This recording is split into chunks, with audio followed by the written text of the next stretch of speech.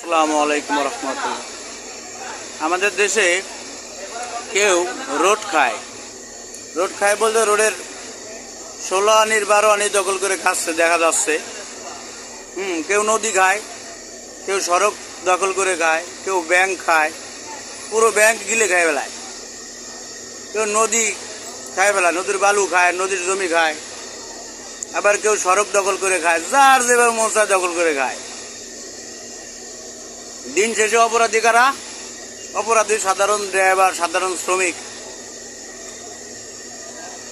এগুলো আসলে দেখার লোক নাই, বলারও লোক নাই। আগেও খাইছে, এই সরকারের আমলে না, স্বাধীনতার পর থেকে এই দেশে এরকমই চলতে আছে। এরশাদ চাচার আমলে একটু ভালো ছিল সম্ভবত। যাই হোক, যারা দেখার কথা সাংবাদিক, পুলিশ, তারাই দেখে না। আমি আর আপনি দেখে কি করবো? ধন্যবাদ।